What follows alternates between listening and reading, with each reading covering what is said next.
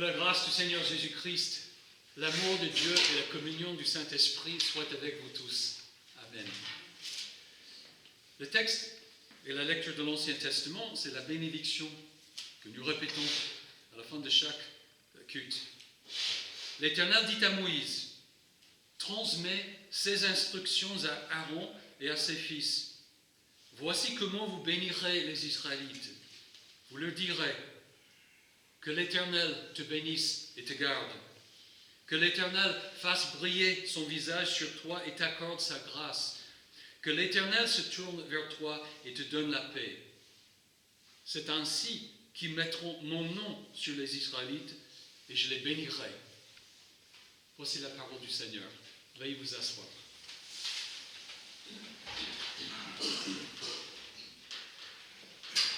Au Nouvel An, nous avons l'habitude de réfléchir sur notre vie et de prendre des décisions pour l'améliorer. J'espère que votre réflexion a porté aussi sur votre place dans le royaume de Dieu. En effet, l'aspect le plus fondamental de notre vie est notre relation avec Dieu, notre Créateur, notre Sauveur, notre qualité de vie, notre bonheur et bien-être, l'efficacité de notre service dans son Église. Toutes ces choses sont étroitement liées à notre sentiment de la présence et de la bénédiction de Dieu. Qui ne souhaite pas ressentir davantage sa présence et bénédiction? Pour réaliser ce désir, rien n'est plus simple que de prendre à cœur la parole de bénédiction que Dieu lui-même nous a donnée. Car là, Dieu parle de sa présence pour nous bénir. L'Éternel dit à Moïse, transmets ces instructions à Aaron et à ses fils. Voici comment vous bénirez les Israélites. Vous leur direz que l'Éternel te bénisse et te garde. Que l'Éternel fasse briller son visage sur toi et t'accorde sa grâce. Que l'Éternel se tourne vers toi et te donne la paix. C'est ainsi qu'ils mettront mon nom sur les Israélites et je les bénirai. La Genèse laisse entendre qu'avant leur rébellion, Adam et Ève voyaient Dieu de quelque façon, ou du moins sentaient distinctement sa présence. Le Nouveau Testament dit qu'à la résurrection, nous verrons Dieu sur son trône, et Christ tel qu'il est dans toute sa gloire. Mais actuellement, entre la chute de l'homme et la résurrection, nous ne pouvons pas voir Dieu de nos yeux. Et puisque Dieu est caché de nos yeux, il nous est facile d'oublier qu'il est présent parmi nous, en fait qu'il remplit le ciel et la terre. Nous avons donc besoin de moyens pour sentir et affirmer sa présence. Lorsque l'Éternel conduisait les Israélites d'Égypte au pays de Canaan, il se servait de certains signes pour indiquer sa présence avec eux. Il a fait cela pour que le peuple ait confiance en lui et pour qu'il le suive. Un des signes était la colonne de nuée qui allait devant eux pour leur montrer le chemin. Le jour, c'était une colonne de nuée et la nuit, une colonne de feu. Lorsqu'il faisait camp, la nuée couvrait le tabernacle, la tente où Moïse rencontrait Dieu. Mais cette nuée n'existe plus. Un autre signe était la voix de Dieu que les Israélites ont entendue au mont Sinaï. Le peuple a entendu Dieu prononcer les 10 commandements. Mais cela ne s'est pas répété. Mais un troisième signe de la présence de Dieu qui continue est son nom. Quand l'Éternel a envoyé Moïse en Égypte, il lui a dit, « Voici ce que tu diras aux Israélites. L'Éternel, le Dieu de vos ancêtres, le Dieu d'Abraham, le Dieu d'Isaac et le Dieu de Jacob m'envoie vers vous. Tel est mon nom pour toujours. Tel est le nom sous lequel on fera appel à moi, de génération en génération. » Au Pharaon, Dieu a déclaré, « Voilà pourquoi je t'ai suscité. C'est pour te montrer ma puissance et afin que mon nom soit proclamé sur toute la terre. Et puis, à tout Israël, il a dit, voici que j'envoie un ange devant toi pour te protéger en chemin et pour te faire arriver à l'endroit que j'ai préparé. Fais bien attention en sa présence et écoute-le. Ne lui résiste pas. En effet, il ne pardonnera pas vos péchés, car mon nom est en lui. Plus tard, avant qu'Israël n'entre dans le pays promis, je lui ai donné cet ordre. Vous détruirez tous les endroits où les nations que vous allez chasser servent leur Dieu, sur les hautes montagnes, sur les collines et sous tout arbre vert. Vous démolirez leurs autels, vous briserez leurs statues, vous livrerez aux flammes leurs poteaux sacrés, vous abattrez leurs sculptures sacrées de leur Dieu, et vous ferez disparaître leur nom de ces endroits-là. Ce n'est pas ainsi que vous agirez envers l'Éternel, votre Dieu. Au contraire, c'est à l'endroit que l'Éternel, votre Dieu, choisira parmi toutes vos tribus pour y placer son nom, pour y habiter, que vous le chercherez et que vous vous rendrez. Que signifient toutes ces paroles? Elles signifient que invoquer le nom de l'Éternel, c'est reconnaître et invoquer sa présence. Lorsque nous faisons appel au nom de Dieu, il est là. Son nom donne quelque présence sensible au Dieu invisible. C'est pourquoi l'on peut dire dans les psaumes, notre secours est dans le nom de l'Éternel qui a fait le ciel et la terre. Est-ce là un jeu de mots? Non. Nous comprenons qu'un nom représente quelque chose, est un gage de la réalité autrement cachée ou abstraite. Par exemple, pourquoi les agences de publicité paient-elles des sommes énormes pour faire apparaître une célébrité dans leur publicité? Parce que l'association du nom de l'homme ou de la femme célèbre nous fait croire que le produit est bon. Si George Clooney boit du Nespresso, si David Beckham porte des chaussures Adidas, pourquoi pas moi? Charlize Theron adore Dior et assure qu'avec ce parfum, ton avenir sera doré. Je sais que la marque d'automobile Opel est formidable grâce au témoignage de Claudia Schiffer et que la fibre d'SFR est top parce que Cristiano Ronaldo a souri. Oui, il n'a pas prononcé un seul mot. Peut-être qu'aucune de ces personnes n'a jamais utilisé le produit auquel son nom est associé. Peu importe. Nous faisons l'association et son nom devient le gage, le souhait de la qualité du produit. Et nous l'achetons. Quand un enfant dit à son frère ou à sa sœur, « Papa te dit d'arrêter de faire du bruit » ou « Maman te dit de ranger ta chambre », la déclaration a une certaine autorité. Pourquoi? Parce que le nom du parent y est lié. Si tu signes un contrat, tu es engagé à cause de ton nom. Si quelqu'un ment à ton sujet, t'accuse d'avoir fait du mal et porte atteinte à ta réputation, alors que tu n'es même pas là, c'est la diffamation. C'est un crime. Contre quoi? Ton beau nom? Oui, mais beaucoup plus que ça. C'est un crime contre la personne qui porte le nom. Je pense que vous comprenez. Il y a une identification d'une personne à son nom. Dans la pensée hébraïque de la Bible, cette identification est plus forte que la nôtre, de sorte que le nom de Dieu égale sa personne. Du coup, là où Dieu met son nom, il est présent. Invoquer son nom dans une prière, dans une bénédiction ou malédiction, c'est l'exhorter à agir.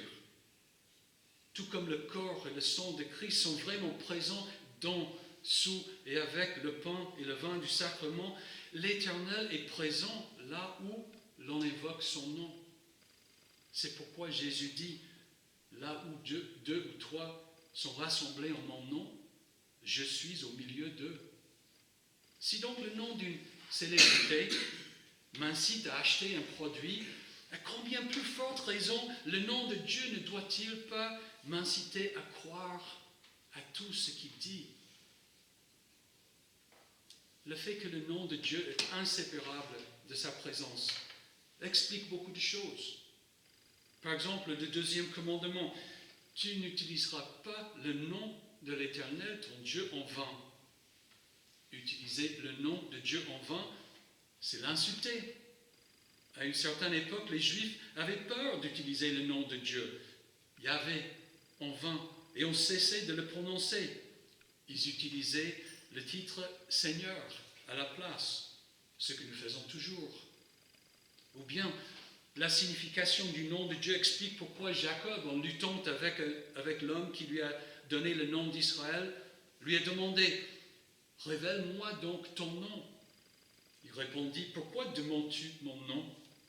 Et il le bénit là.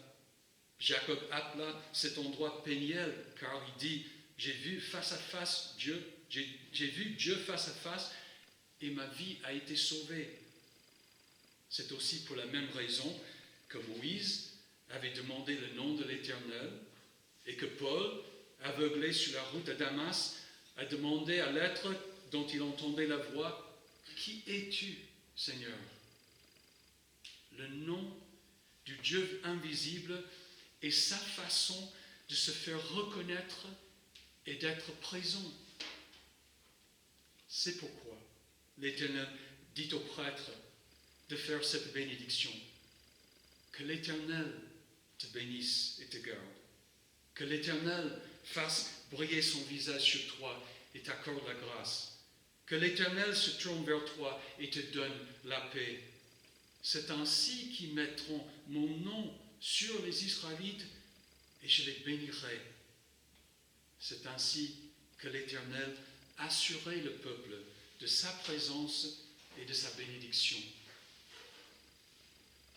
Le Seigneur est avec nous pour nous faire grâce, faire briller son visage sur nous et se tourner vers nous, c'est nous faire bon visage, nous assurer de son attention pour notre bénéfice.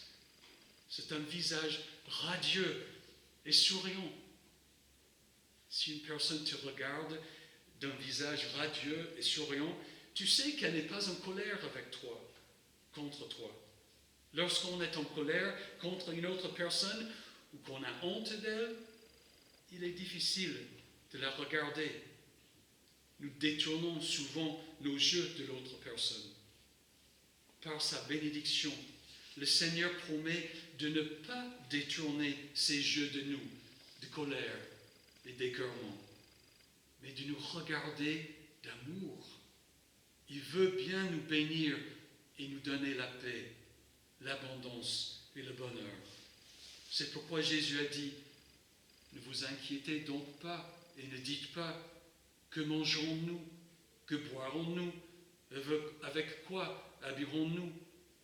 En effet, tout cela, ce sont les membres des autres peuples qui le recherchent. Or, votre Père Céleste sait que vous en avez besoin.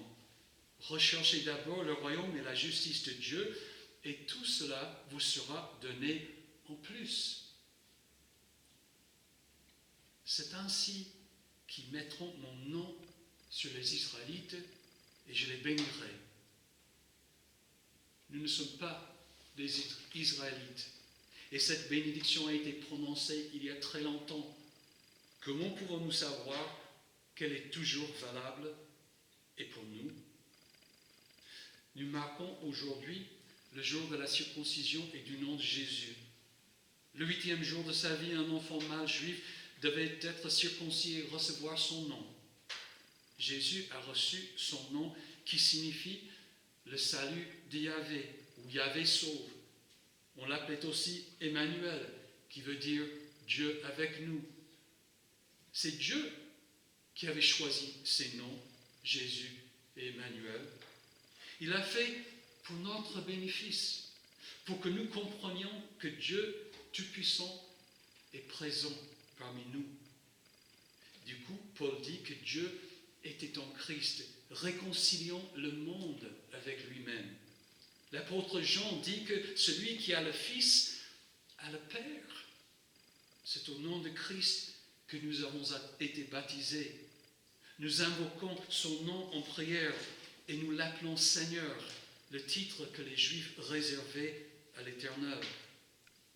Par le Fils donc, le Père est avec nous. La bonne nouvelle est que Dieu est présent, est avec nous par le nom de Jésus. La nuit avant sa mort, Jésus a prié pour ses disciples en disant « Je t'ai fait connaître aux hommes que tu m'as donnés du milieu du monde.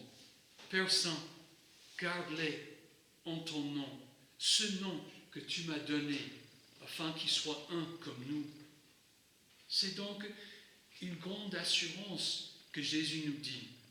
Là où 2 ou 3 sont rassemblés en mon nom, je suis au milieu d'eux. Jésus porte le nom de Dieu et par lui, Dieu continue à mettre son nom sur nous. Et pourquoi Dieu met-il son nom sur nous? Pourquoi nous bénit-il? Afin que je lui appartienne et que je vive dans son royaume pour le servir éternellement dans la justice, l'innocence et la félicité. À l'époque où l'Éternel a donné la bénédiction à Aaron et à ses fils, les Israélites étaient sur le point de quitter le mont Sinaï pour aller en Canaan. Ils étaient sur le point de faire la guerre. Ils avaient besoin de savoir, sans aucun doute, que le Seigneur irait devant eux pour vaincre les peuples de Canaan et leur divinité. Malheureusement, Israël n'a pas pris à cœur la bénédiction de Dieu. Que l'Éternel te bénisse et te garde. Vous et moi, aujourd'hui, nous faisons face à de grands ennemis comme Israël l'a fait. L'apôtre Paul dit que ce n'est pas contre l'homme que nous avons à lutter, mais contre les puissances, contre les autorités, contre les souverains de ce monde de ténèbres, contre les esprits du mal dans les lieux célestes. Nous luttons non seulement contre nos propres faiblesses et notre inclination à pécher, non seulement contre la pauvreté, la corruption et l'injustice, mais contre l'esprit de l'Antichrist, contre le dragon et la bête de l'Apocalypse. Nous résistons au diable. Et ça, nous ne pouvons pas faire sans la présence et la bénédiction du Seigneur. À notre baptême, Jésus a mis son nom sur nous. Puis il nous a dit, tout pouvoir m'a été donné dans le ciel et sur la terre. Allez donc, faites de toutes les nations des disciples. Baptisez-les au nom du Père, du Fils et du Saint-Esprit et enseignez-leur à mettre en pratique tout ce que je vous ai prescrit.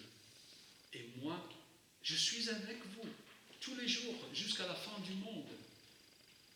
La présence de Jésus fait toute la différence. Aujourd'hui, nous commençons une nouvelle année. Chacun de nous a ses propres aspirations et objectifs.